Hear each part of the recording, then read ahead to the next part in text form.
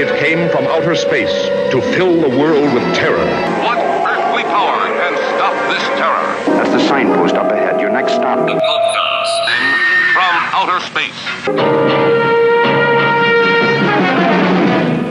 I deleted it. I don't even have access. All right, here we go. We're live. And it's another one from the podcast from outer space, number 52, y'all. It's your boy, Rob Scott. We got Adam Narlock in the house today. Hey, guys. Thanks for listening. And as always, it's Ryan Scott. Hey, ho, everybody. God damn it. Hey, ho. Are you That's all fucking I Steve got. Urkel over That's here? all I got. Is Circle this a back. Disney knockoff? You can't say hi-ho? Circle back. And now we're doing a Disney topic? Is that... So are we starting over? that No, what it is? no. Here we go. Third Come time's on, a we're charm. hopping into it. What are we talking about today, Adam? This is your fucking child. Yeah, well, you got the knockoff Disney reference. We're going to Disneyland tomorrow, hopefully. And today we're bringing you a topic from Disney. Tron, everybody. Well, not originally, right? Well, We'll more get or to less. that a little bit later in the outline. As always. Yes, we are bringing you episode 52. Beautiful Baby, brought to you by Teabag and Ryan. And, after our last episode, doing great, by the way, our last episode, a lot of attention on the original post. So, we're back to, it's been a while since we've done just a classic sci-fi movie, Hollywood stuff. We spent the last couple episodes into conspiracies, cryptids. So we're toning it down a bit, back to one of the classics, our very own Teabag went undercover to do some first-hand research for this one. Now, is that am I right in that? Oh, yeah. Deep cover. Okay, now what were we doing?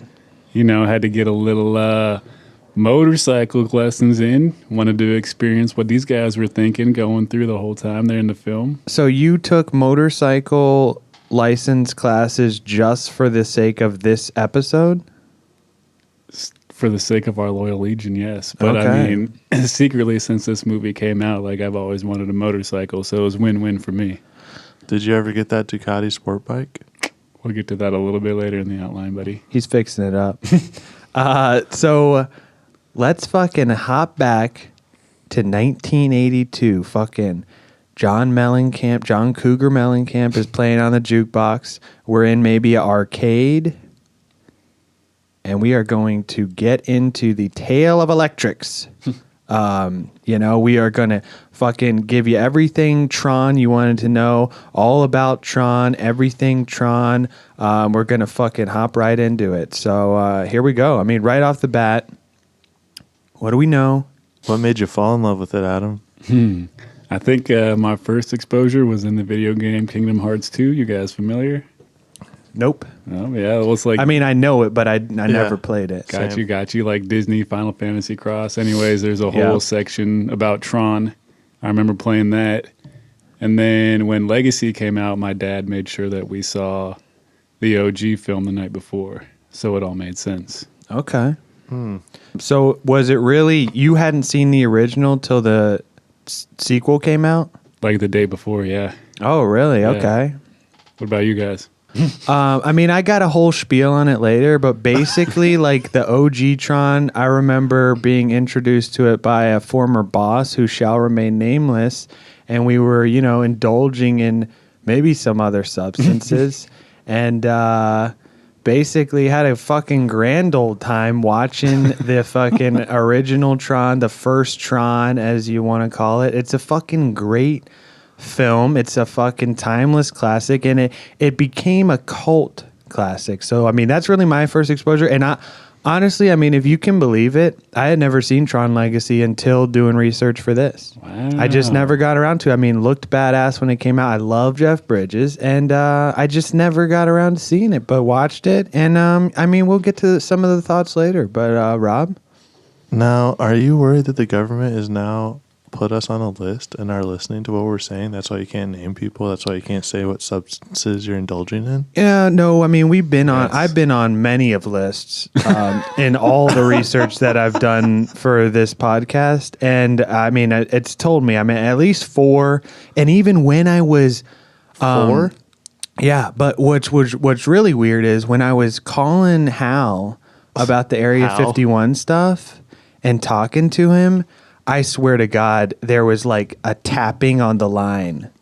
Like somebody has bugged the line, dude. I'm telling you. Tap And the then- cell and the phone in And the dude, basement? I'm not even kidding. I'm not even shitting you with the. I know I posted on the Instagram post with, dude, I uploaded it on SoundCloud on, I think, like Thursday or Friday. I go to sleep, wake up to check it because, I check the listen, see how it's doing, see our reception. And, dude, it's fucking like won't work, won't load. It says like this track cannot be found. I had to re-upload it. Interesting. And that's the first time this has happened? Yep. So, listen while you can, guys, because they do not want you to listen. This episode will be toned down. I don't think the government's pulling any Tron stuff. Or maybe, as we'll get to it, maybe they will. But Don't want us talking about reptilians. Don't want us talking about Area 51. Maybe Tron will slip through the fingers. now, Rob, back to the topic. How did you get into the franchise? What do you know about it? What did you learn the past 2 days while you were watching the films? Well, I can't remember exactly when I watched the first one. I know it just came on TV one day, and that's how I watched it. But I will admit that I thought the Legacy one looked cool, but I never got around to seeing it, same as Ryan, until Adam laid this outline on us. And I'm going to be honest with you, I didn't even watch the whole movie. Oh my God. Okay, so he's got some opinions, so we'll get into it. But let's hop into overview of Tron. 1982, the fucking OG Tron film, produced by the very same studios that recently brought us Avengers Endgame. Yes, Disney Channel original. Not a Disney Channel original. So, no, not at all. But a Disney Channel production. This was Not Disney Channel, just Disney. The studios, Disney. man. Disney Studios. That's what I meant. They know what I meant. Anyways, Brink is a Disney Channel. yeah. Well, this is pretty much close up there. This was Disney Channel original before Disney Channel original. That's a diss to Brink. I'd rather watch Brink. Okay. Oh, wow. All right. Well, this Tron budget of $17 million, if you can believe that.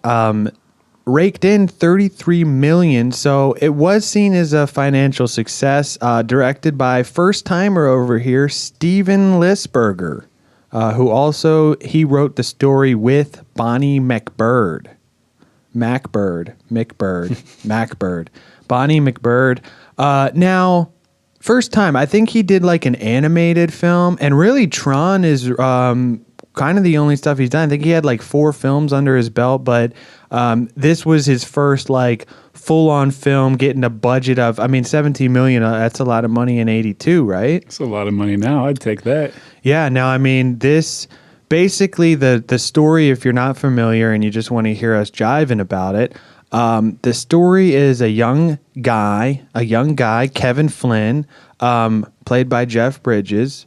The young guy. Now he gets sucked, and is that the right term? Do we want to say sucked into a computer? Now that's the technical term, sucked in. Doesn't he get like, it's not really sucked, it's like mapped in, 3D mapped. It's like a reverse scan, 3D okay, printer. Okay. Into a computer, reverse 3D printed into a computer.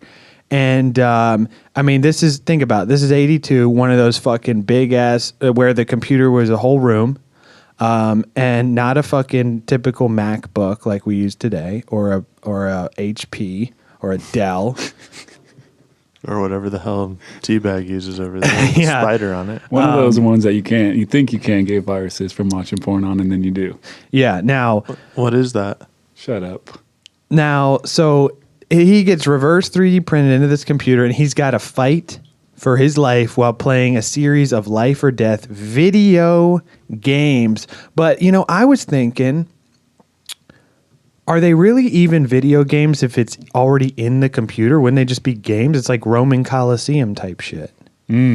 Like they got to play to the death these games that he helped design, and then, Yeah, he's fucking probably already has all the cheat codes. That's why he's winning. Exactly. Like he made the games. Now he's got to play them against these other guys for his life because he's in there IRL. real life. The other people is just programs, right? Am I right, Teabag? Help me explain this. That's It's actually not real life. He becomes part of the game, right? But if he's really in there. Yeah, he's really in there. else is like Everything the else game. is a program.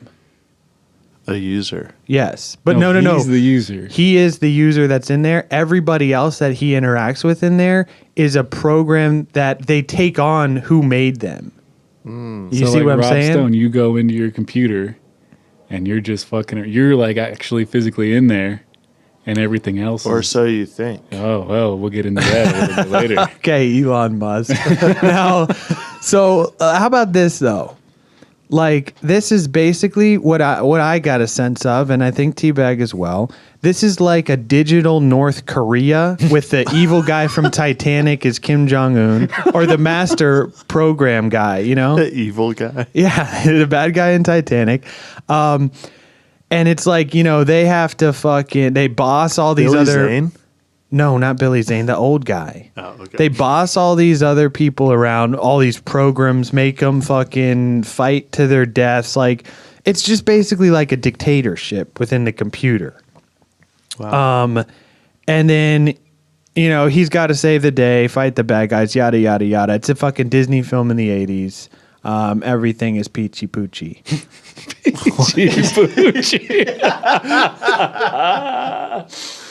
You got a better one? No, I like it. All right.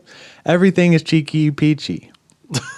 So Peachy Poochie is better. So I'll admit, guys, that you two are much more tech savvy than I could ever hope to be. Ryan, you run all this stuff. I've seen you design websites. Well, you can watch a YouTube video and pretty much figure anything out. Most people can. well, that's most people. Well, that's most people, not me. But do most people do that is the That's what I'm question, and saying. the answer is no. This guy's nuts and bolts, you know, runs this operation. Rob, you have some piece of paper that says you know how to use a computer. Congratulations. You're welcome. Me, like, I'm just stoked to have my Super Nintendo hooked up to the TV, my dating app so I can swipe left and right. Like, I feel good. I feel confident with my technology to that limit. No, but don't downplay yourself. You used to teach coding, Well, we use the word teach loosely. and that might be why you're no longer teaching coding. You used to teach coding. No, it pretty much put the kids in front of a computer and the program. Say, hey, watch this Have YouTube at the it. program does it Check for out them. this YouTube video and then go ahead and do what it tells you. Most people can do that. Hey, do you guys want to know how to make a dick out of 8s and 0s? That's what they did. You guys want to learn how to spell boobs on a calculator? But anyways, you know, if we were to transport back to the 80s, like, people would probably think we were some wizards, some rapping wizards or some shit like that, spouting off all this technical stuff. But yeah, that's all. It's like, so basically what you're getting at, or your whole spiel, and correct me if I'm wrong, it's like, it's in our lexicon now, all these terms. That's not what he's getting at. Well, I just Like, technology is part of our everyday lives. Of course, in the 80s, nobody knew what, like, they're playing Pac-Man, but that's about it. Yeah, Pac-Man and Pong. Pong. Yeah. That's it. And you had to go somewhere to even do that. Yeah, you Unless couldn't you just- were rich and had the thing in your house. Yeah. You went to an arcade, put in some money to play a game. Yeah, exactly. Now, yes, all these things should be in our lexicon, but I'll admit I watched the movie to this day and there's still some jargon that's just right over my head, dude. Just not very technologically inclined. But also that could be like jargon. Like, I mean, think about like VHS and Betamax. Like, You and I would know what that means, but if I asked a kid today, hey, you know what a Walkman is? They'd look at me like I was stupid. exactly. Yeah. So it could be something they thought was going to be big, but wasn't. But think about it, guys. So the 80s, the internet is not a thing. People, if you want to look something up, there's no Wikipedia. You got to actually go to the library, look up a book, like, Or pop in a floppy disk. yeah. Rob's got plenty of those. You know, cell phones look like damn cinder blocks. People are walking around. The dang antenna's longer than the phone itself. You know, the only people that had them are these pretentious douchebags. Yeah. Completely different time. Right. You know, You kind of got that? it's just a different time, you know. George Toy Boy Lucas is about to finish up the original saga about stuff happening a long time ago in a galaxy far, far away. And boom, in comes Jeff Bridges getting all futuristic, Big Lebowski on us saying, hey, wake up, people. Computers are here. And in there, inside of these machines, is the future. It's a new frontier with unlimited potential. Now, is that a quote from the film? That's from Legacy. Okay. So, so this guy, the director, old Steve, you know, he basically imagines a world where people could live in alternate realities in a digital universe, almost like VR, but you're like actually in there. Is that correct? Yeah. Like he was saying, hey, honestly, what I got out of this is like what's going on in like, you know, the movie Osmosis Jones? Oh, do I? It's like that, but in a computer, right? Okay, yeah. Think about it. That's what basically his thought pattern. And he got the idea from seeing Pong, right? Did you know this? I did not know that. He saw Pong for the first time and was like, boom, he said all this shit like flashed before him.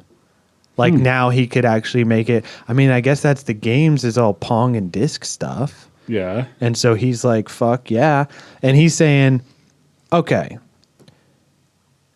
this movie was ahead of its time, but do we really want to say he was spot on? I mean, what are we saying, Adam, when you writing in here, he's spot on?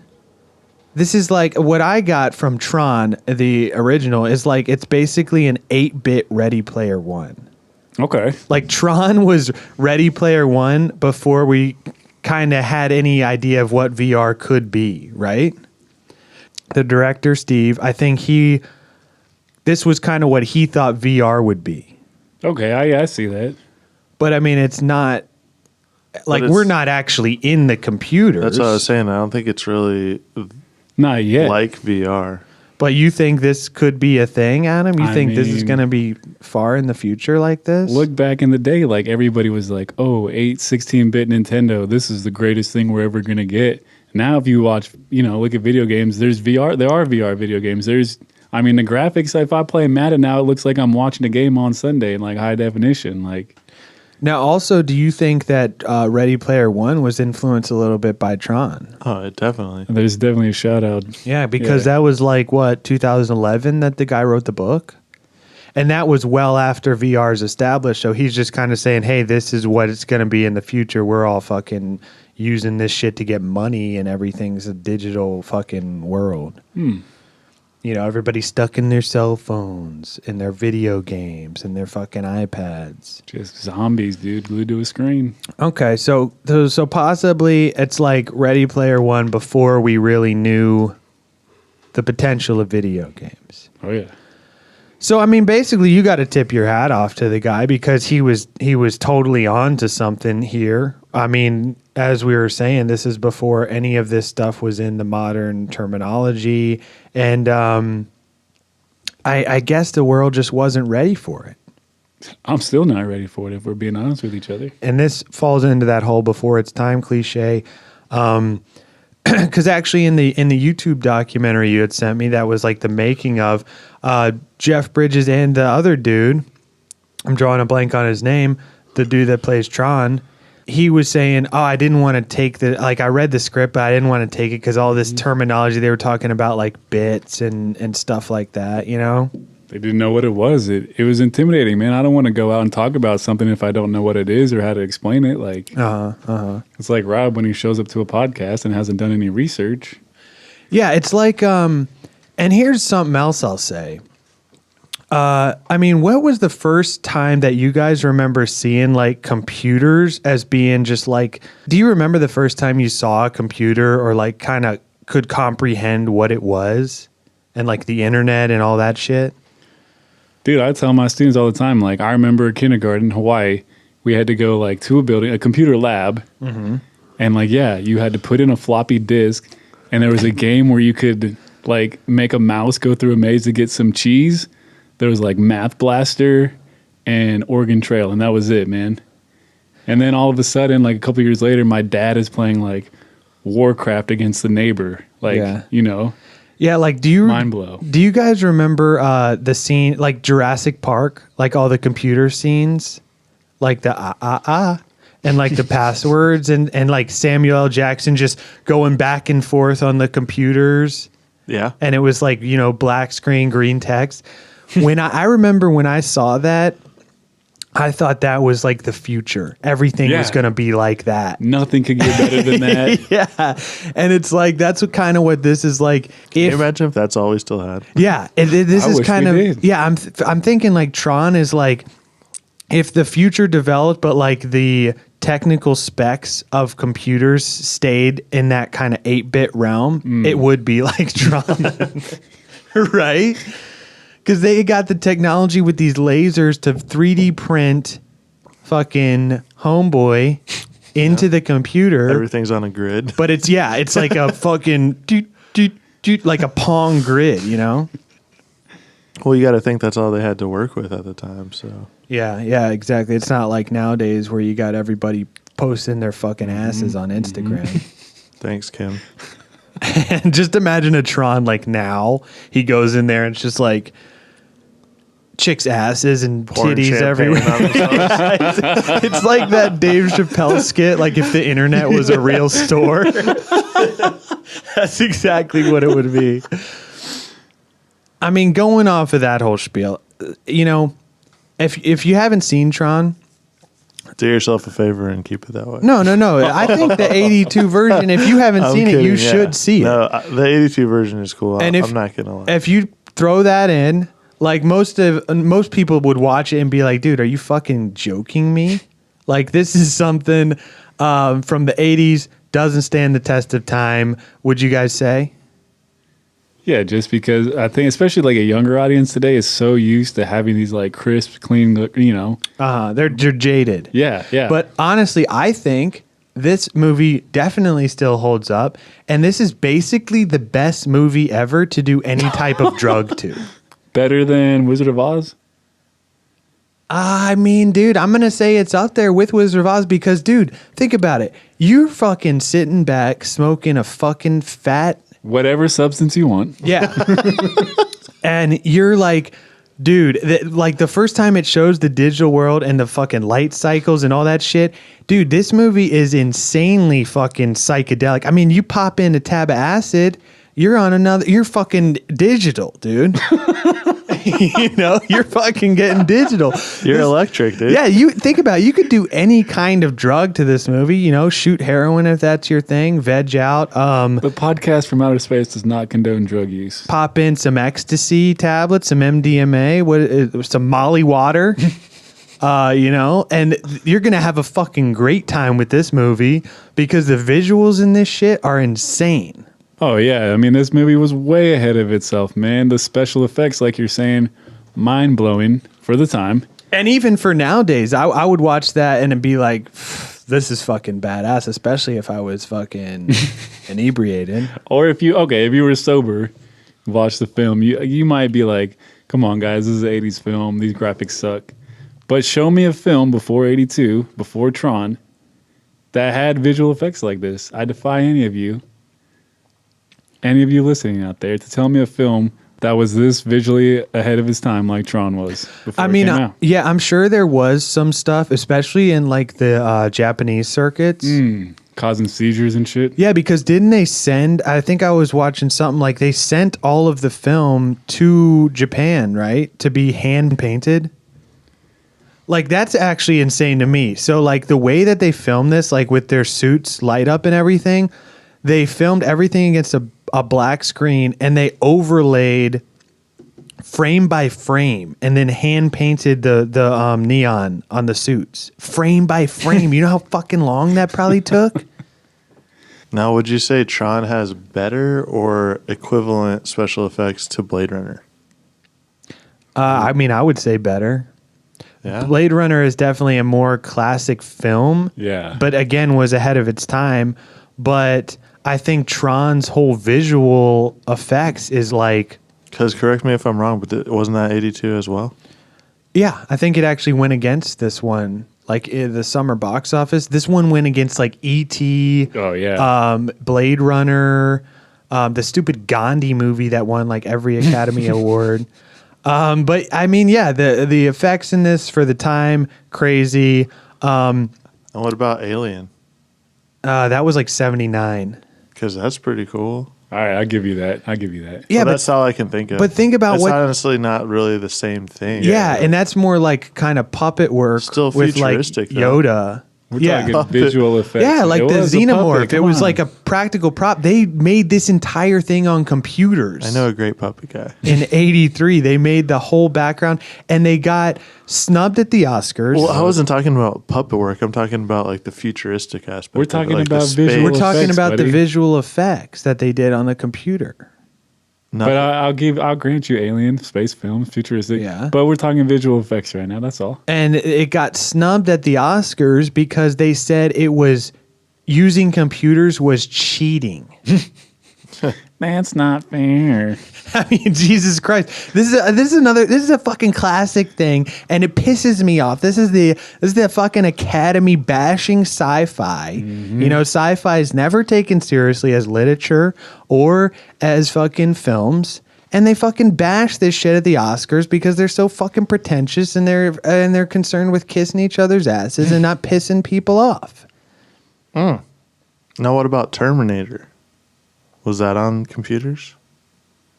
What year was Terminator? Like 80, 88, 89? All right, that's way after, and we're off That's a it. couple of You're years. just trying to Where's think your of- head at, Yeah. Rob? Come on. Hey, I'm just trying to play the skeptic, you know? So you don't think that it was crazy that they were able to do all that digital stuff with computers of 1980, let's say one, because it Big-ass was made a room year computer? before? Yeah. 1984, Terminator. That's 2 years. And again, 80% of Tron is done digitally on a computer. Yeah, I think it's pretty cool. All right, that's all we're getting at, dude. We're not saying Tron's the greatest fucking film of all time. Legacy might be. I was just trying to think of similar movies that came out around the same time that have equally as good effects. Well, he defied us to go before. And 84 is not before 82. It's within No, the it is range. though. It's not before, though. Tron laid the groundwork. Now, Guys, come on. and originally this was even going to be animated, right? Yep. I mean, the guy did a cartoon movie before, so he wanted to stick with that. Because I think he was saying it was when Legacy came out, but he was saying with the 82 Tron, they were like constrained with what they could do because of computers at the time, you know? But then again, I mean, tell that to fucking Neil Armstrong. They went to the moon with a fucking calculator, basically.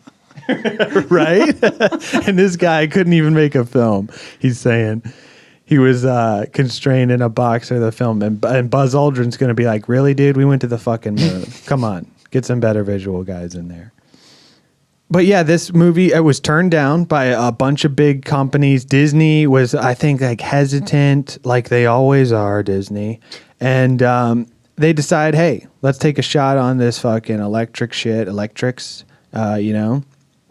And so, correct me if I'm wrong. The Disney animators were like, this was like Star Wars, where the dudes were like, yo, we watched our jobs like disappear in front of us when they went all CGI and shit. Mm-hmm. Like the Disney animators were like, we're not going to do this because this would basically be the ball rolling to make their jobs obsolete. Exactly. Yeah. They were like, nah, we're not going to fucking do this. And they basically refused to cooperate with Leisberger in any way, man. Like they wouldn't help him out at all. And so he brought in his own guys, Sid Mead and Jean Jaroud, French guy, French artist, They call him Rude Boy. to do the costumes and storyboards. Now, it's rare that like Disney would let a director bring in like outside sources because usually Disney does everything in house, you know? Well, yeah, but then these guys are like, you know, we're not going to do the work. Yeah, so it's like kind of a catch-23 situation there. And you know, all these guys are wearing the fucking the costumes were hand painted with like they made them with like Sharpie, I think. And then, like I said, you know, black screen. The virtual sets were fucking dropped in post, and I mean, it made for a fucking badass visual film, stunning visuals. Yeah, but imagine you're one of the actors. You show up, you got like this black suit on, nothing behind you. And this is before people have really done this before, right? Now it's kind of commonplace. They're like, act out this whole scene. Like, to me, that just sounds like, you know, you see these guys got the casting couch. You're like, hey, come in and film this movie where there's not really. Look, man, because imagine you show up. They're like, hey, put this suit on. There's nothing in the background except for a black curtain. Yeah, but I think they read the script. This isn't like a blind, come on in and act this out, guys. They knew this was like Star Wars, though. I get where you're coming from. It's like, remember how we talked about in our Star Wars episodes? Go check our Star Wars series out.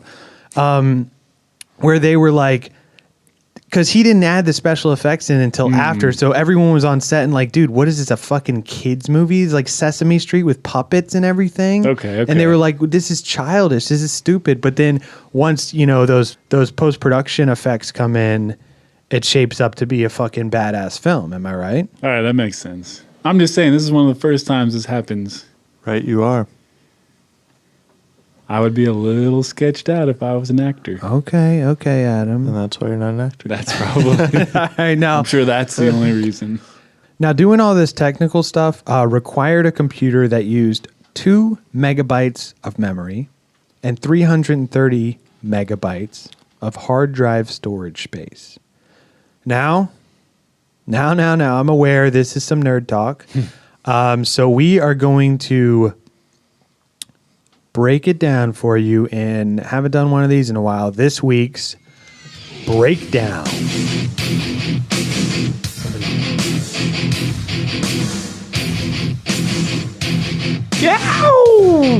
So this is where we're gonna fucking nerd out for a bit. Get your pocket protectors ready. We're gonna break down some of this technical jargon. Now, T-Bag, you got the credit. The credit from this goes to PC.net. Yes, sir. Okay, so memory. Remember, keep in mind. We're not talking about cats here. Now, memory refers to random access memory, or RAM, inside your computer. Basically, use this to run programs. Microsoft Word. Basically, RAM is like your computer actively processing, thinking about, or doing what you tell it to. Right, that made me think of like, so you click on a program. It's like, okay, if you're thinking about doing something, you're actively putting your time, your attention, your focus on doing that. And if you want to driving. Right, yeah, there we go. I like that. Yeah, you're not going to text and drive. Hopefully. So when you're driving, you're focusing on driving. Now, when you want to stop driving, you pull over, park, and then your memory, your mind can do, shift can to juggle. doing something else. Yeah. That's how I unicycle. visualize it. Yeah. Okay. Now, hard drive. This is basically where your computer has everything that you download, install, more files, and the more full it becomes, the slower your computer runs, correct? Right. I mean, if you got too much stuff, if you eat too much food in your belly, you're not going to be able to run very fast, right? Yeah. Okay. So, okay. Thanksgiving dinner, you eat too much. Yeah. Now, I mean, as mentioned earlier, computer used to create the visual effects for Tron, 2 megabytes of memory, 330 megabytes of hard drive storage space. Now, let's put that into perspective. A modern MacBook Pro has roughly 32 gigabytes of RAM. That's 16,000 times more, and can store up to 75 gigabytes on its internal hard drive. That's 228 times more. So that's so they were definitely, I mean, in the dark ages, basically. Yeah. I mean, working with what they had, and when you see the movie, it's actually pretty amazing that they were able to do some of this stuff. So, anybody can turn on a fucking computer nowadays and learn to code. Like you were saying, watch YouTube. You can learn to do simple visual effects, things like watching that. Green screen stuff. And, easy. Now they've got user-friendly programs to be able to do all this stuff. But back in the 80s, think about it. Like nobody had written code to like make these operating systems yet. This was super fucking niche thing reserved for nerds, basically. Like the nerds of the 80s.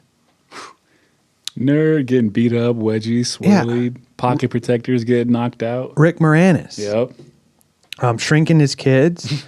And then, so this thing is super niche, and even the producers of the film were like concerned about like Steve's whole idea for like a digital world. They thought this would confuse audiences.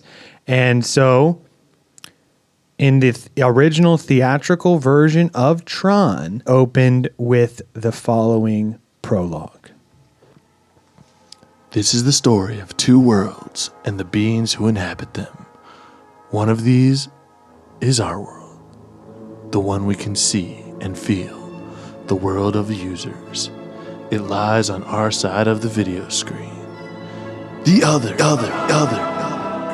an electronic micro-civilization, lives and breathes just beyond our grasp.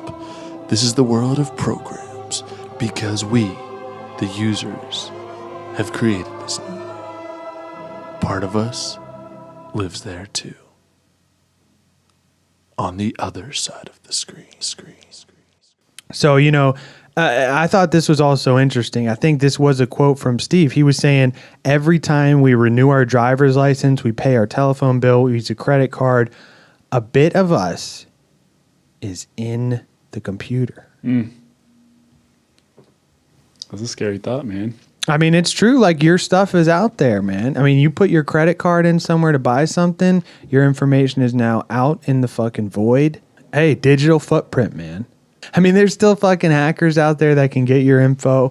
You pay any bill online, and now, especially like back in the 80s, they were starting to use computers for like processing and that type of thing, like storage, file storage. But now that's all fucking, everything is backed up. You don't even have to leave your house anymore to buy something, Yeah, I mean, think about it. NSA, dude, they got everybody's files, dude, Speaking of Playboy, the one and only, back in circulation, if I'm correct, with its full nude. Yeah. Playboy, wanted to do a tie-in photo spread with the film. They promised models would have circuit boards and other gizmos strategically positioned to preserve modesty. But for some reason, Disney declined. So they were going to have basically like a chick nude with like little circuit boards over her nipples. Maybe a keyboard. Yeah. A mouse. Just like, Very tasteful. hey, just throw this technical stuff in there. Just go ahead and put this motherboard over your butts. Man, that is. But hey, times have changed because they did a spread for Tron Legacy.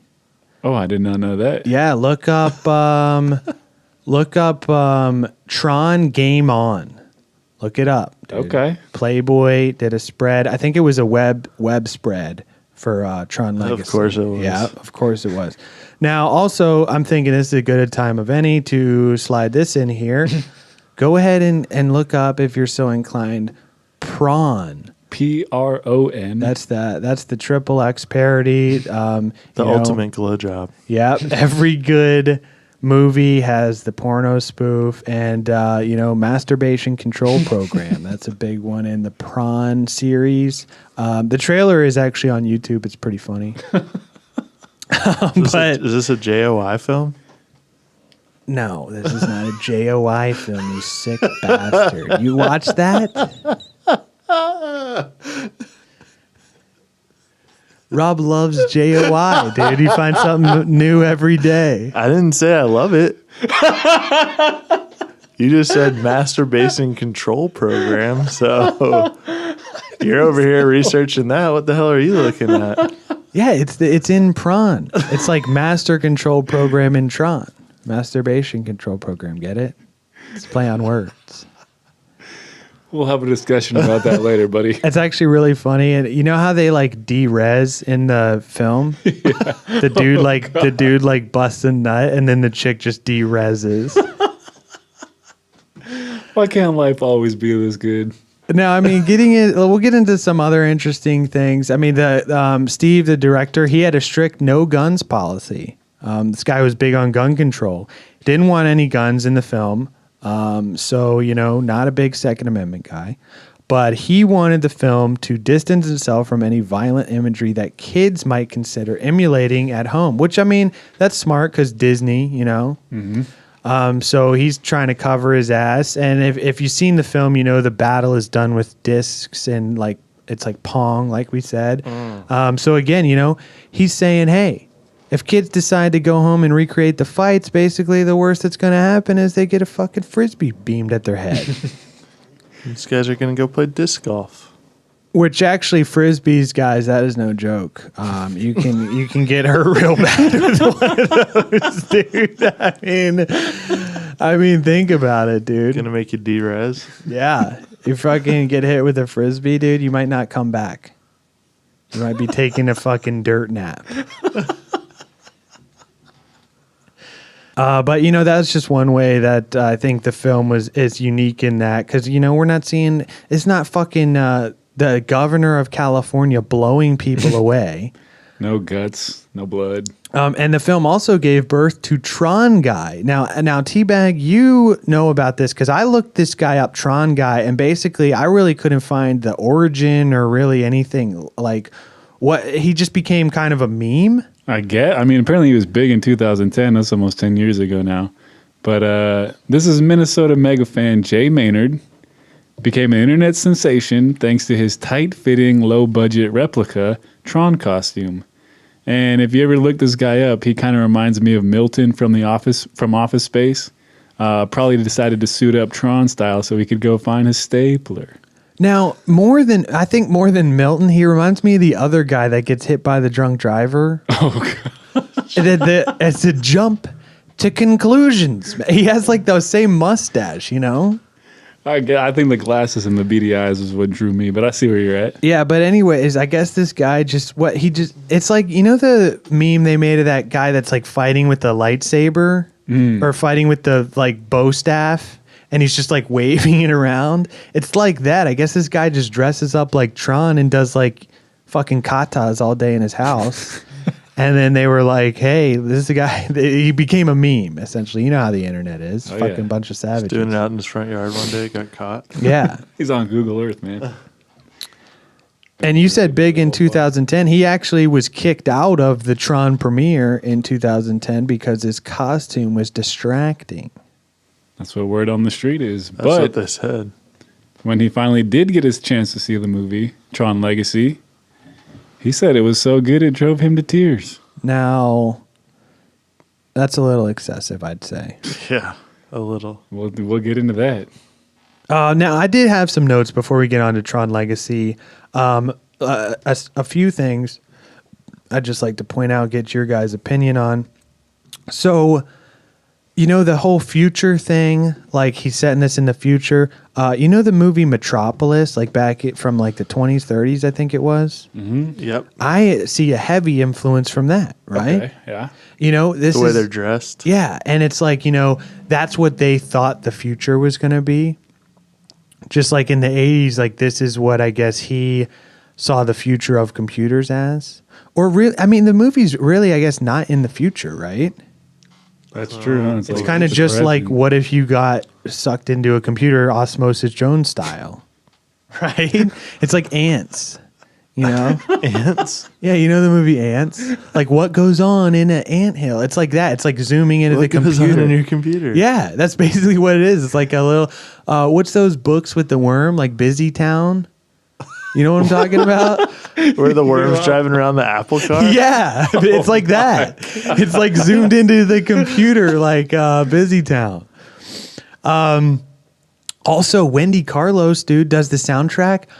Bad fucking ass, dude. She did the soundtrack for The Shining and A Clockwork Orange. Okay. Which, A Clockwork Orange, maybe we'll cover that in the future. One of the most legendary soundtracks of all time, where she recreated all the Beethoven classical stuff on a synthesizer.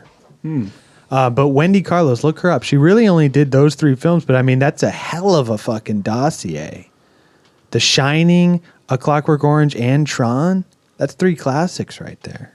That's pretty badass. I'm just impressed with your use of the word dossier. Yeah. Now, also, does Jeff Bridges just have the best apartment ever in this movie? Does Jeff Bridges just have the best life ever, dude? Big Lebowski, Tron. Oh, yeah, and I got a spiel on that as well. But also, it's like his apartment over the arcade. It's fucking badass. Oh, yeah. And also, is this like, how old is he supposed to be in the film?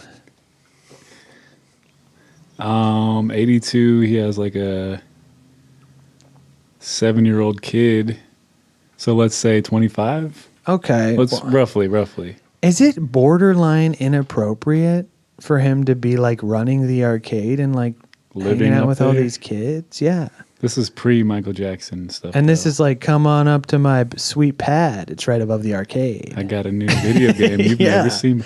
I got some popsicles. Come out to my ranch. And I mean, if we're saying, so arcades are basically bars for kids, right?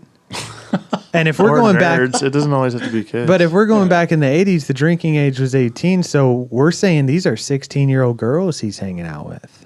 All right, all right, all right. He's McConaugheying them. That's Now- the thing that he likes about these high school girls. And I will say the concept of this film kind of reminded me of I Have No Mouth and I Must Scream. Have you ever read this? Short story. Check it out.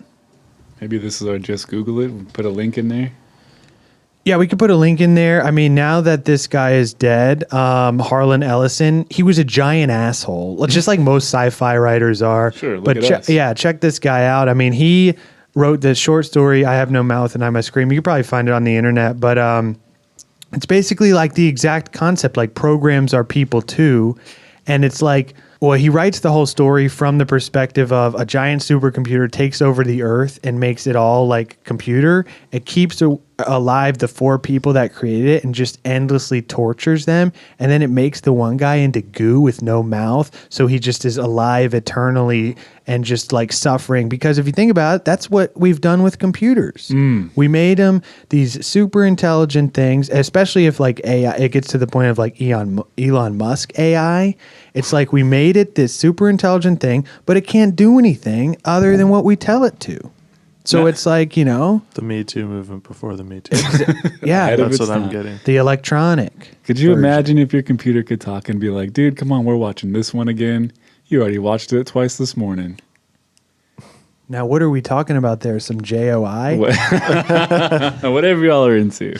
That's what Adam's into. I mean, am I right in this, or was I way too high when I was watching Tron? I think you're pretty high. Smoking a big ol' substance of your choice. Also, some scenes in this are basically just like every screensaver from the 90s. Yeah. Do you know what I like when I think of when I see the grid and the like light cycles in the original film? I think of that screensaver that was just the pipe that Yeah, just it never kept going, ended. dude. Yeah. That's fucking Changing colors badass. We and put stuff. that on a t-shirt. That spells out Purple podcast. pipe. Purple pipe, never-ending purple pipe, dude. Now, Teabag, this is your whole fucking thing, Tron. You love the movie. Love it. So essentially the plot of this whole movie, it goes back to the Facebook argument. This guy got his ideas stolen. He's out for revenge. It's like any Okay, I see. Microsoft, Facebook, you fucking name it. It was stolen in some way or another, Sure. and then the other guy has to get revenge. Is that a fair assessment? I could see that. Yeah. Okay. It's like Drake. He's looking for revenge. Hey, speaking of Drake, Golden State is about to have to humble these clowns. Dude. The NBA is About not to get real till they swept, bring the dude. Sonics All back. right, but off the sports, this is my last thought. So check this out, guys. I came up with this theory while watching the Trons back to back. On a substance or no? Well, we're not going to say. Okay. So, yes. The Big Lebowski. You're all familiar? Love it. I'm thinking that's a sequel to Tron that happens between Tron and Tron Legacy. Think about it. This is before he had the kid, but he's unemployed. He just bowls all day with his fucking homies. It was in the 90s, so the timeline's there. And he's like, the computers, man. And then that's why he's all zen, and he's still wearing the bathrobe in Tron Legacy. And then he gets sucked back in. Yeah, it's basically Tron, The Big Lebowski, Tron Legacy. That's a new way to watch the. There you go. It's I a mean, trilogy. if you can have any holes in the theory, point them out. But that's what I'm thinking. He's doing a lot of substance abuse himself. Apparently. Well, I'm just wondering. I mean, I like the theory, but my whole thing is I wanted to know more about how these guys just digitize into a fucking computer like seamlessly. It's the laser that the lady develops. Yeah, but it just seems like bullshit. We're going to get into It's that. a fucking movie, dude. This is, again, your troubles with, what was your trouble with Endgame? That was just completely not any, like, it was like, what, you know what I'm talking about? I can't remember. But, okay, yeah, it's a fucking movie, dude. Of course, they need to have the laser thing to push the narrative of the film. If they just had him in there, it wouldn't make any sense either. No, I just want it to be a little bit more believable is what I'm saying. I think that's, dude. You're going to get hit with a laser and you just end up in a fucking computer? No, we'll get into it. I have all this stuff about it. We'll Later get in the into it, outline. dude. Later in the outline. Yeah, after no, you- it's right after this Tron Legacy. So, I mean, let's get to it now. So we get Tron Legacy in 2010, directed by Joseph Kosinski, from a screenplay written by Adam Horowitz and Edward Kitsis. Now, Steven Lisberger served as a producer on this one. Am I correct in that, T-Bag? Search me. And this one, budget of $170 million, tenfold budget increase, and pulled in $400 million. So a financial success nonetheless, right? I mean, I would say so. Yeah. Although they did say it was kind of like disappointing, but Sure was. Oh, it's no secret that Tron Legacy is easily one of my top 5 favorite movies of all time. Top 5. Huh? no, you're saying top 5 for real. For real. Tron Legacy, not Tron 1. No. And okay, keep going. What Okay. else is in this top 5? Revenge. That's number 1. No, not in any order. It fluctuates. Revenge of the Sith, Catch Me If You Can, Without a Paddle, Clerks Tron. 2, Tron Legacy. That's 5. Okay, all right. Okay. You're crazy for that one. Go ahead, debate me, Loyal Legion. Leave your list, top 5. I'd love to hear yours. We'll interact. This is a film that I showed to all my tech students to kind of help them understand that you're not just mindlessly sitting, at your technology with an iPad or a computer. You're not just sitting there randomly munching numbers. Like, things are going on inside the computer. Now Did I say munching numbers? This again might be why you are no longer a teacher. Right. Okay. I'm not saying there's like Guys, personified there programs is a running living around. world in your computer. I'm not. I can see you giving a TED talk now. What if I told you that your computer programs were alive? Have you ever seen Tron? It's real, people. I'm like paranoid out, trying to lock the classroom and everything. Government's listening in. No, but like there's stuff going on inside the computer when you're pushing buttons. That's Yeah, a that's bunch of 1 zeros, personified. codes, Yeah, 1 0, right. 1 1 0 1 0. I'm like a computer constantly going. I'm just imagining Adam's new apartment looking like Charlie in that one episode Okay. of Always Sunny. Okay. And he's trying to figure out who the murderer was. Like, they're in your computer, man. Let me show you how. His name keeps popping up. Tron. Okay. Legacy. Badass film. You got motorcycles right up my alley. You got the grid, good music. Daft Punk. They did the soundtrack. Also, best hangover cure. Daft Punk or Legacy? Yeah, now let's just have this music discussion because do you ever listen to a song that just puts you in a better mood? Oh yeah, we've had this. Have I you ever- listened to one earlier? Have you ever before the had podcast. one? Have you ever had one that like you say you had a headache and you listen to the song, you don't have the headache? Daft Punk. Really? I was hungover one day. I listened to Get Lucky on repeat, not hungover. I feel like that would give me a headache. Try it out, Okay, dude. there you go. Oh, that's what happens when you're up all night to get lucky. Exactly. Now, We also got Garrett Hedlund, who I think is a dashing looking dude. If I had a man crush, if we had, Man Crush Monday on this podcast, that'd be mine. Olivia Wilde. was she the one that was dating Aaron Rodgers? I thought that was Danica Patrick. Maybe for a little bit. I don't know. Or Olivia Munn? Is she the same person? No. I think I get them Obviously confused. All right. Anyways, and Jeff Bridges Yeah. signs back on. More things getting de-res. Now that has a new meaning, a whole new meaning for me, thanks to you bringing up Prawn. Oh yeah, check out Prawn. I mean, I don't know what else you could ask for in a Disney flick. Okay, so I mean, let's get into the film itself. I mean, it's basically Okay, and also I want to clear some things up with you, T-Bag. Mm-hmm. Okay, so you're one of these Tron fanboy guys. Yep. Now, I remember when the 2010 film came out. Would you say it's essentially a reboot? Oh yeah, definitely. Like it's not a sequel, but it is. It was marketed as a sequel, but it's basically a reboot. Yeah, absolutely. I was thinking that last night when I was watching it. Yeah. And now, dude, when you refer to it, do you refer to it like when you refer to Tron? Do you refer to the original Tron? And then, have you ever referred to the sequel as like the remake No, I just call it Legacy. or reboot? I just call it Legacy. Okay. Yeah. Because I do remember when it came out, and maybe you were also this guy that's like, you know, I said, oh, like, I don't know. I was talking to some guy at a party, like, about Tron, I think, maybe. Weird. I don't even know how I ended up at that point in my life, but I love that movie, and I don't talk to people with it. Yeah, anyways, I was talking to the guy, and I said, you know, did you see the original? Like, have you seen the original Tron? Because I think he was talking about it. And then he said, well, actually, it's a sequel. And like, you know, just goes on this whole rant. And I'm like, dude, you know what I'm talking about. It's a fucking reboot. Am I right? I mean, it's kind of like how Disney did with Star Wars. Exactly. Okay. It's a reboot. It is like, it is the same movie. Great, because now we're likening this to, what's the one that Rob loves, the Star Wars?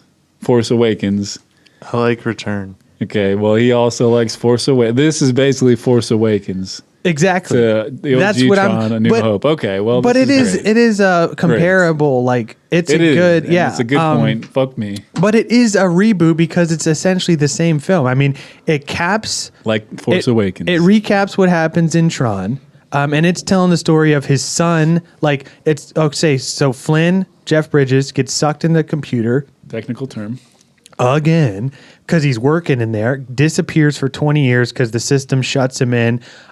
His son decides to look into it, and boom, they gotta fucking fight for their lives because if they get derezzed, they're fucking dead. Spoiler alert. Yeah, I mean, 2010, dude. Come on. I was nearly 10 years old. Hey, I didn't see it till just the other day. You didn't even watch the whole thing. Cover your ears, Rob. So, you know. Yeah, the only thing we're missing here is a prequel to the original that sucks worse than both of these movies. It's got strong feelings.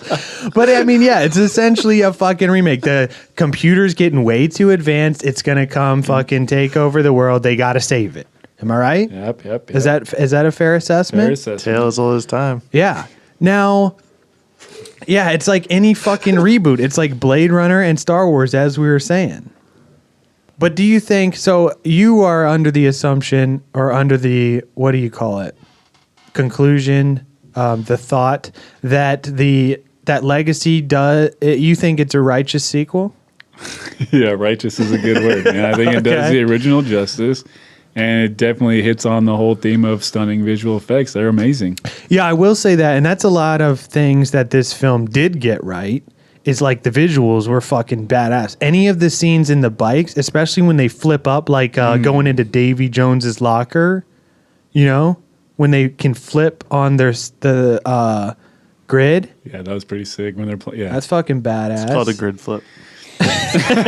Now, and this was also the most expensive film ever made by another first-time director, Joseph Kosinski.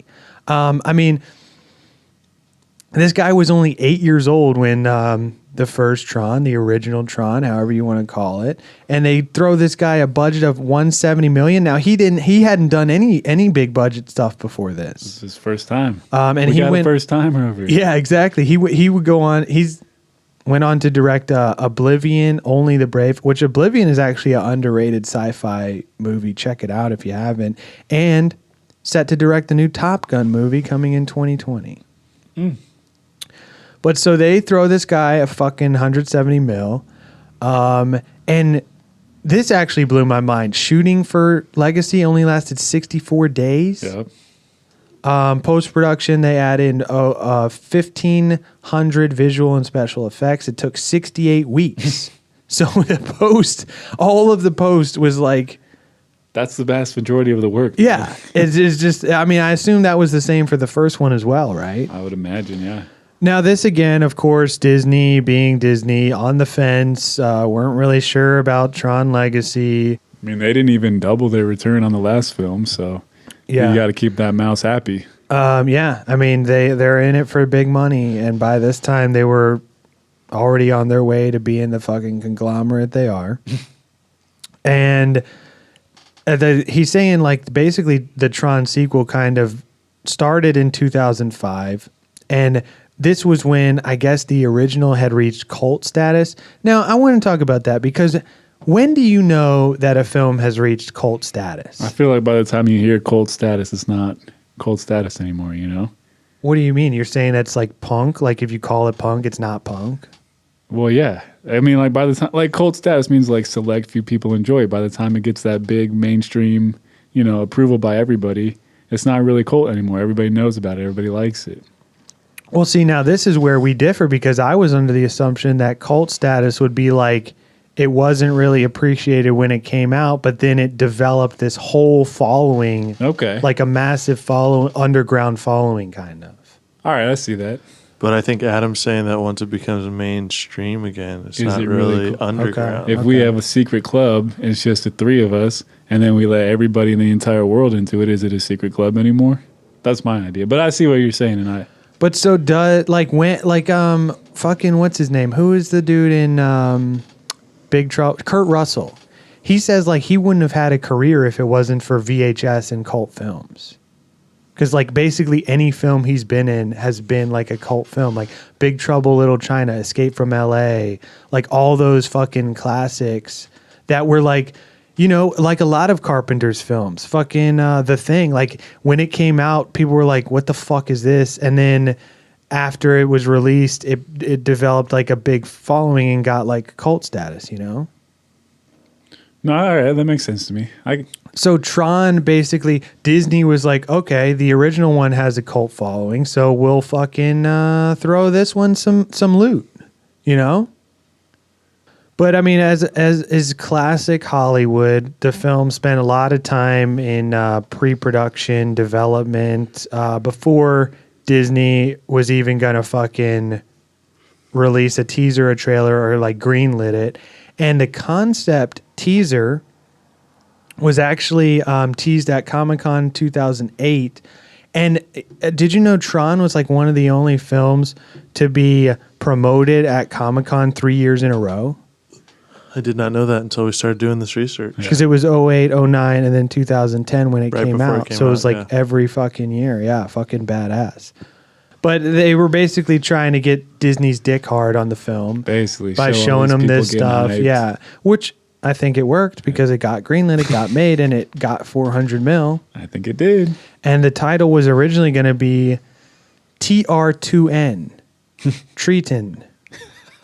You know, Didn't like that. yeah, Tron. For some reason. Is that like? Would you pronounce that Triton or Tron? I think just Tron 2, but instead of the O, you got the 2. But Like the that's number just 2. dumb. I mean, it might look cool if like you drew it. Rob could probably design something on a computer with his fancy skills. Whoever pitched that in the Disney like meeting was fired. On some substance of choice. Now, Guy, just look, it's a 2 instead of an O. yeah, Pretty, the 2 would very make- modern That's idea. awesome. No fucking sense. Guy didn't do his homework, came in the meeting, thought of Yeah, it. with just On a hungover. So check it out. I know it's a rough, rudimentary sketch, but here's the idea. What do y'all Hear think? me out. So Guys, it's a good idea. they fucking boot him out of there. They changed the title to Tron: Legacy. Colon. I don't think that's part of the title. Yeah, Tron: Legacy. And honestly, Colon legacy. and as we talked, Because this movie was ass. so now we talked about Comic-Con. They promoted 3 consecutive years in a row, and fans, they're fucking getting pissed because, they waited patiently for the film. We want it now. And the fucking director, I need it now. Kaczynski, he decided to use the voices, like the sounds of the audience members that had been recorded at Comic-Con, like the crowd at Comic-Con. He used those noise clips during the disc battles in the beginning of the movie. I thought that was fucking awesome. Yeah, I just watched it last night and I was like, oh man, that's yeah, I didn't even know that. That's fucking cool. Yeah, it's all right. It's all right. You probably didn't even make it that far. Yeah, now, I I mean, did. let's get into the movie of Tron. Now, Adam, I think you had some thoughts on this. Now, I've seen the OG Tron film a couple times. I will admit I'm not like an expert on there. Legacy, probably more times than I can count on my hands and toes. And I will admit, yeah, see, you're impressed. I will admit something I had personally not even considered before, even though maybe you guys have, Loyal Legion, maybe you have. Oh, yeah, we have. Is the idea of flesh and blood human beings somehow physically getting inside of a computer. And I mean, even just thinking about it right now, my mind is blown. So just like Ant-Man? Yeah, I guess. Yeah. Okay, let's go with Ant-Man. Okay. I like all these connections that we're making. This is good. But like right now, if you were to look into your webcam and let's say like a laser beam just sucks you in. Okay, now where do we go from here? Well, that's the thing. I didn't even know where to start. I was like, man, I had to Google, like, I literally typed in, is it possible to enter the digital domain like Tron? And what did you find? Clearly, there was not a lot of scientific evidence regarding this, but there are some message boards out there with some angry nerds speculating different theories, the whole nine. Now, were you on some of these substances? Oh, I wish. Okay. Maybe some of the stuff would have made more sense. All right, so what did we find in these message boards? What do we got? Well, let me ask you guys some questions, because do you guys even think like it would be possible? Not right now, maybe, but like at some point in the future, do you think it would be possible? I think I saw an episode of Futurama like this where they go inside, like the Dave Chappelle skit. So you're talking Magic School Bus style, go into a computer. Yes. I mean, maybe without the bus, but like, yeah, your body is physically inside on the other side of the screen, man. Dude, Miss Frizzle was so hot. Yeah. Redhead, left-handed. All right. What do you think? I think it's a cool concept, but I don't think it's possible. Ever. I mean, I think the closest we're going to get is VR. Okay. I will posit that we are already in a computer simulation. Okay, Elon. Life? I mean, I've got an Life is a episode. simulation. I've got an episode in the works for simulation theory, so We're we won't actually get on to the that in grid here. right now. But we could be in the grid right fucking now. Someone is programming us to do the things we're doing, say the things like we're the Sims, basically. I think it's like there's many different strings of theory than that, but that is one of them. Yes, that's correct. So I think like some of this is possible, but it's not like. I mean, we'll get. Do you? Okay, though, like Rob touched on, like we have VR now, which that's close. Yeah, but like physically, you put on glasses, and then it's the world that's being developed around you, right, not you're going into the world. You're on the outside looking in, basically. Okay, but I want to try and get in there, dude. Like I would love to be riding motorcycles, hanging out with whores, like. Okay. What other kind of like? Think about do that in real life too, buddy. You don't have to go on to the virtual side. That's true, but what if you could, man? Mike TV. Okay, you guys remember Charlie and the Chocolate Factory? Not the Johnny Depp one, the old school one. I never saw the Johnny Depp one, so yes. Okay, good. Remember when they're all like taking a picture of the chocolate bar, and then up in the air there's all them lines and stuff, like you know what I'm talking about? It's like beep, beep, beep, beep, beep, beep, and it's all up in the air, like. Yo, that's what I figured. I don't know, man. That's what I was in my head thinking what it would be like. Okay. Now, all right. That's the grid. So it's kind of like, would it be kind of like Inception, do we think? Like a dream within a dream? Or something like that. I mean, I was kind of thinking like along the lines of like, all right, have you seen Transcendence? I have not. All right, like they download a guy's brain, this crazy scientist's brain into the computer. Okay, see, this was one of the things people were talking about. Yeah. But then again, there's also like the fucking, there's like the singularity, which is like when it's either when computers are smarter than us or when we merge our like collective consciousness with that of the computers. You know, it's like the whole fucking Skynet, dude. Software in cyberspace, like, and here's what I'm saying. When it comes to, this is called Computational Theory of Mind. This is some stuff I was looking into. It's like we talked about this in our artificial intelligence episode, because what happens in both of the Tron films, it's a virtual intelligence, which is different than artificial intelligence, that becomes way too intelligent, wants to break out. Yep. Just like any classic AI film. He wants to be on the inside coming out. Yeah. Okay. Or reverse. But so think about like scanning a brain and down, like think about basically plugging in like your brain into a computer, and then you could be in the computer. Right. Physically in there. But your body would still be out here. Okay. But would it be two of you? This is a whole part of my thing, dude. Right. Now, so far we've got as much as a cubic millimeter of a mouse brain scanned, which is essentially like they have to take a mouse brain, cut it into these little tiny sections, and then scan it in the computer and like download it like a USB drive. So a cubic millimeter of a mouse brain. That's the best we can do as humans. A human brain is 1 million times larger than a mouse brain. So we've got a long way to go, but they're like actively working on this. Well, here's my thing. Okay, so you're I'm sure they're past that, dude. That's just what they want you to know. Okay, I mean, maybe. Here's my thing. You're talking about you're out here, your brain gets downloaded on the computer, so you're out here and in the computer at the same time. I mean, yeah, but it could be like, say you're about to die and they do that, and then your body's dead, but you're in the computer. Now, I'm thinking the reverse. What if you die in the computer? Are you dead in the real world too? Well, I don't know. See, that's what. All right, that's the whole thing. So would it really even be the same? And I've got another. You remember this from the Batman episode? Another thought experiment for you guys. So are we ready for this? Now, this is the ship of Theseus. This is a thought experiment that raises the question whether an object that has had all of its components replaced remains fundamentally the same object. Like the $1 Million Man.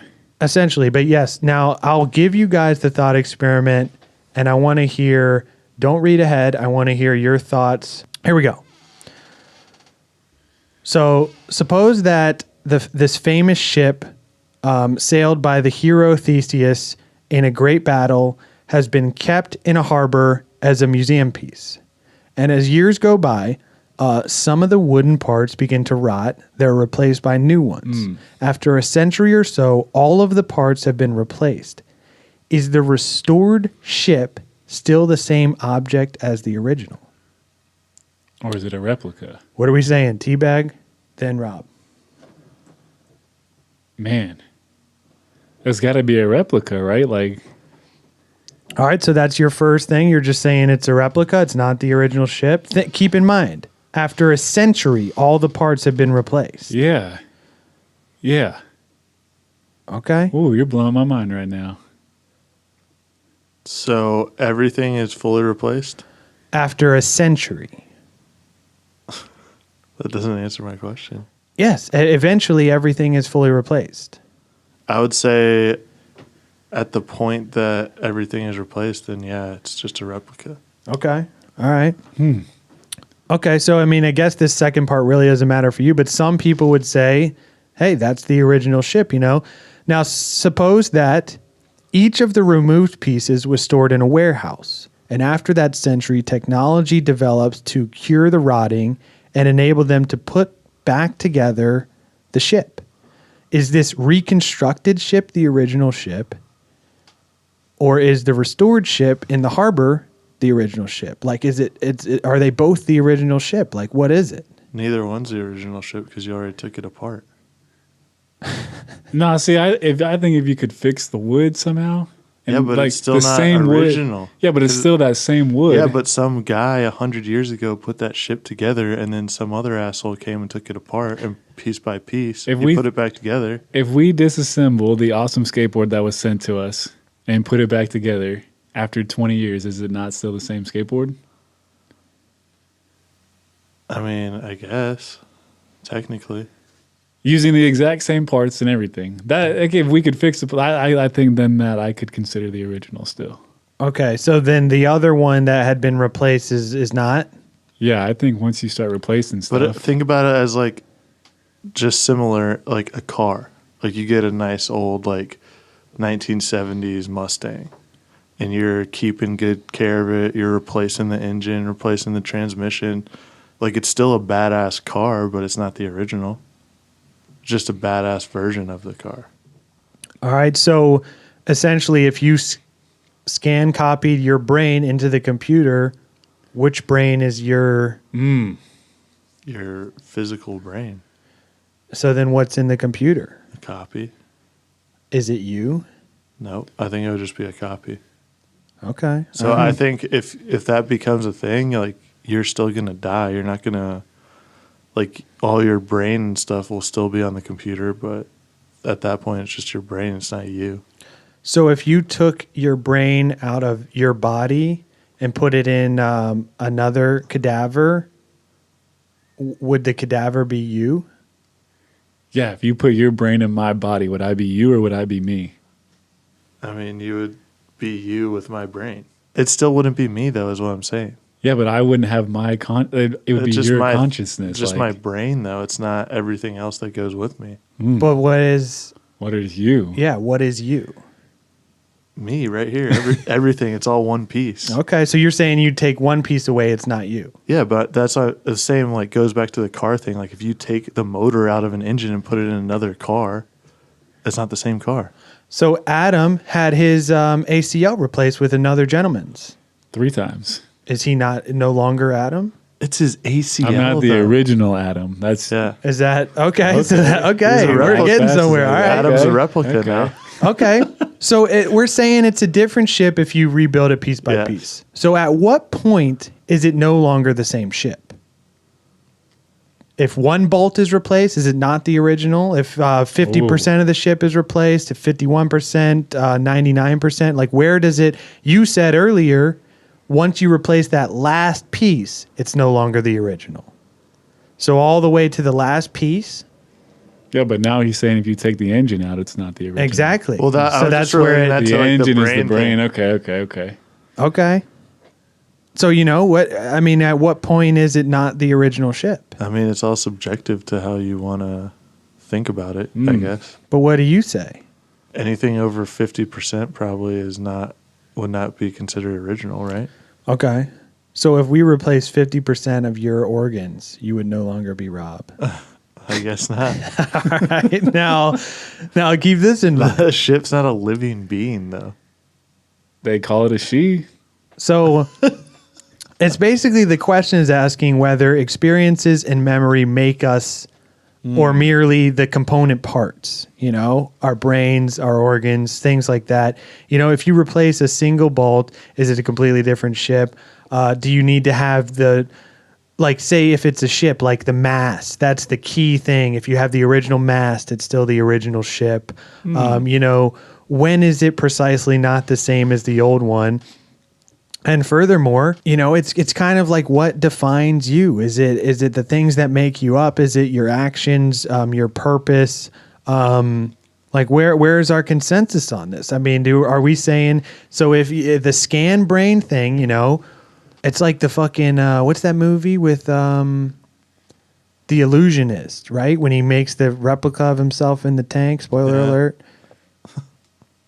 Which one is him? Didn't Rick and Morty do one like that too? Kind of, yeah. Yeah, it's like that, dude. Like which one is? Dang. So if you were to scan yourself into Tron, like which one is you? I mean, what isn't it always the original? But what is the original, dude? Oh my God. How high are you right now? No, it's like we said with the brain thing. So you said if you take the engine out of a car, then it's no longer. So if you took your brain and put it in its body, then I'm dead. What if you switched it? What if you switched brains, almost like Freaky Friday style? You could be Lindsay Lohan. Okay. But I mean, just something to chew on, something to think about. You blew my mind. Yeah, I mean, check it out. Ship of Theseus. Let us know what you guys think. It's a thought experiment. If you guys have any other interesting perspectives on this, let me know. I'd spent a lot of hours kind of going back and forth, but everybody kind of there's no answer. I mean, I think it's a case by case basis. And obviously there's a difference when it comes to humans and like, objects like ships or electronics. And I mean, this is still even a good discussion to have nowadays with all we're not going to get into it, but the whole abortion stuff going on, Oof. Right? This is first date material right here. Talk to Oh, yeah. Now, see how she feels about the ship of Theseus. So, like, what are we saying? If you go, and you had these like robotic stuff in here, Adam. Did you have a spiel on that? Oh yeah, okay. So my whole thing is like, let's hypothetically, Rob, willing suspension of disbelief over there. Don't be a devil's advocate here. Let's say we could somehow magically get into the computer. Okay.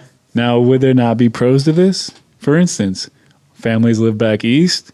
What if you popped into the computer and then in lieu of flying, you could just pop out on the other side at mom's house for Christmas dinner? It's called FaceTime.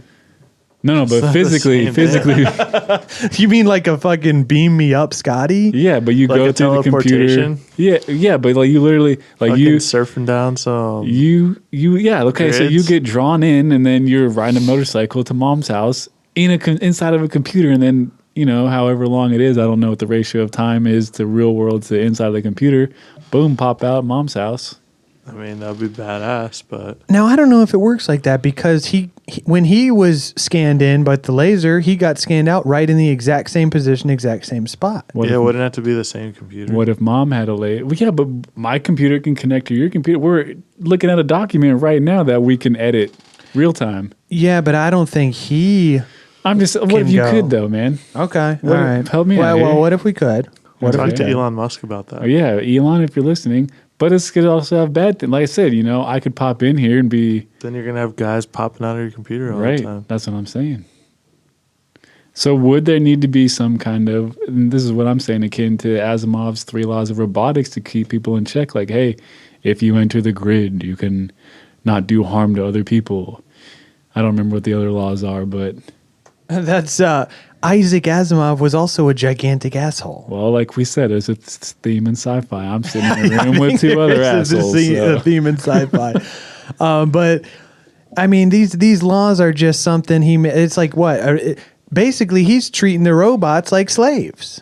Because he's saying they have to obey humans, they can't hurt a human, and then they can't do anything that contradicts the first and second law, right? Right. Isn't that more or less what it is? Yeah. So if you go in this computer inside and into the grid, you can't hurt other people, you can't negatively impact. But what what I'm saying? No, we don't need. See, that's the North Korea master program shit. We need a fucking open, like Lebowski's saying, dude. Dave Chappelle style. You got the wrong guy. He's like, we need a free and open computer where we can do whatever, Okay. I'm all for free and open anarchy, baby. Now you were saying these laws, this especially upset some nerds on the message boards? Well, just the whole idea. I mean, it's basically like Rob over there. This couldn't really happen. Oh, man. So just, the completely content with just not opening the mind to other possibilities. Right. Yeah. And then one day when it does happen, who's going to be eating crow? And who's going to be the first person to fucking get scanned in? Yep. Right into the Facebook they're always on. And we're going to have to go save his ass. Okay. All right. Well, Tron 3. Yeah, I mean, what else? Tron 3, basically fucking Disney, they're always trying to do reboots. I mean, I think they probably will do a Tron reboot down the line. Sure, 20 years from now, like the original. Exactly. I mean, they're going to be on the fence until somebody comes up with a good idea, good enough for them to put their fucking money into. Someone listens to this episode. Adam actually gets scanned in. They have to make a movie about it. Yep. But I think they were set to do a third one, and then they said the first one didn't do what we thought, because they thought the first one was going to be massive. Right. But I mean, I think it did make a good deal of money, but not Disney money. Right, yeah. Right. You got to keep that mouse. You got to fucking be breaking records. Give that mouse his cheese. Yeah, you got to be breaking records so they can open up Star Wars Land and charge $270 a ticket. But Yeah, I mean, I think they're just kind of, again, they're going to be on the fence. They're going to come back. Now, they did make a Tron Uprising. Did any of you ever see this? This is like an animated series. I remember it was on Disney XD, but I didn't watch it. Yeah, a little after our time, which I feel like we're kind of in a weird middle ground with Tron, because the original was a little before our time. And then the second one, when it came out, I was already drinking beer. Yeah, and then like the animated Disney XD, that was well after our time. Yep. But I mean, still great movies, classic movies. Rumors that Jared Leto was interested in starring in a Tron reboot. Jared Leto, what do we think about him? Yep. I mean, he was in the Blade Runner reboot, right? Yeah. We all saw what he did to the Joker, though. So, but what are we thinking? Do we think that do we think we would want to see a Tron 3? No. If it's better than these other ones. No. Okay. All right. I'll give him a third chance. 3 strikes and you're out. Is that Rob's policy? I mean, I didn't hate the first one. Now, the director of the original, or actually, like, one of the producers said, like, he will always be interested in doing anything Tron. He fucking loves it. He's never going to stop being interested. Anytime anybody brings it up, he's going to be fucking down. But, I mean, what do we want to get to, the Rob report? Sure. What do we got? We got a rant on why we hate Tron or what? No. All right. Hit him in. Hit him in. And now, ladies and gentlemen, the Rob report. So, playing off of maybe it's Adam's favorite part, but definitely my favorite part, the light cycle bike. Mm-hmm. Badass. Probably the coolest part of the film. Would you guys agree? Talking about the legacy or what? Yeah. Yeah, Legacy and in the first one. Yeah, Ducati riding, my favorite part. So, the designer behind it said that his goal was to make it the sexiest, coolest vehicle ever. Job well done. Did he accomplish that? I don't know. You be the judge of that. His original goal that he had in mind was keeping it as similar to the original as possible, but hopefully if you're listening to this, you already seen Tron, the original, and you know how shitty those bikes looked, and you know that they actually couldn't impose a real person onto the bike, so it's kind of just like this weird, like, bike with a guy on top of it shape that's kind of flying around. But I think they look cool. In Tron Legacy, you actually see the rider. Mm-hmm. They do that little like wannabe lightsaber thing. It just turns into a bike that they start riding, which was cool, I will admit. And pocket bike, dude. You just pull out a bike and you can ride anytime you want. Yeah, it's cool. I said it. Okay. But the guy that originally was designing it, his goal is like to seamlessly play on the original and make it like where the rider and the bike kind of just blend together, so you can't tell where. Yeah, he was saying the helmet, he wanted it to be like all one piece. Yeah, so they ended up bringing in this 3D designer, Daniel Simon. He said that he was influenced by a book called Cosmic Motors, and he is a conceptual 3-dimensional artist, but this guy kind of took it all the way for them and gave you guys what we see in the movie, which was arguably one of the coolest motorcycles ever to be in film. All right, let's get to the argument. Why do you hate it? And we want to hear two extra bucks. I was just trying to drop in some cool knowledge in there that, although I didn't like the film, it had something cool in it. And that's fine and dandy, but we want to hear the good stuff. Well, I got... Ding, ding, ding. Tail of the tape right here. So I got to the part where he runs into Jeff Bridges in the game, like in the grid. When he gets pulled by the chick. That's as far as you made it? Yeah. That's not even like halfway through the movie. I know. Oh, and why did you turn it off? Gosh. Because just what, the way you have to get to Jones Beach? The way Jeff Bridges was talking about everything and wearing the white robe just wasn't doing it for me. He's Zen, dude. He's Big Lebowski. Big Lebowski, dude. I was you hate Big Lebowski too? No, I don't. You got the wrong guy. I'm not Flynn. I'm the dude, man. Hey, man. You know how much that rug cost? Also, you got bored at it when he's all Zen, like, You don't have inner peace in It your life. wasn't- Keep no, it going. wasn't- So you just said basically fuck It wasn't this. the Zen part. It was just like we're off grid right now, so he can't get to us, but we need to find the portal to get out of here. I was just like, I don't like this. What? You're unbelievable. You're There like a you have it. 13-year-old girl. You hate Tron Legacy, but you like The Force Awakens. Yeah. Okay. You heard it here. You heard it first, people. You missed some really great scenes. You didn't even see Daft Punk in the film. All right, do we even need to do a? Do we need to do T-Bags TLDL? I mean, you wrote the whole thing. Yeah, he doesn't. T-Bags TLDL. Awesome movie. Awesome visuals. Take it for the visuals, not necessarily the story. I'll give you that. Because That's what I was saying with the bike thing. The bike was actually pretty fucking cool. Okay, bottom line, I'm thinking for all of us, consensus from here at the podcast from outer space, do some drugs, watch the movie. There's your TLDL. Maybe I need to go home, No, Do some smoke- substance of choice. smoke a big old substance of my choice, and then watch the movie. But yeah, I mean, do we have anything else? Anything else we want to talk about? Shout out to the good people at the Harley Davidson who taught me how to ride motorcycles for the sake of this film and so I can get my license. Yep, you'll be riding a light cycle.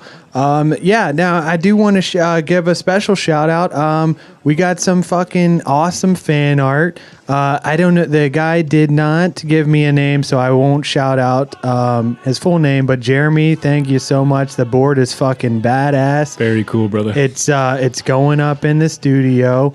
Fucking love what you did with the thing, and we're fucking overwhelmed, dude. Thank you, sir. Yeah, we sir. didn't expect to receive such an awesome fucking gift in the mail, and this guy sends us a fucking hand-painted, complete setup.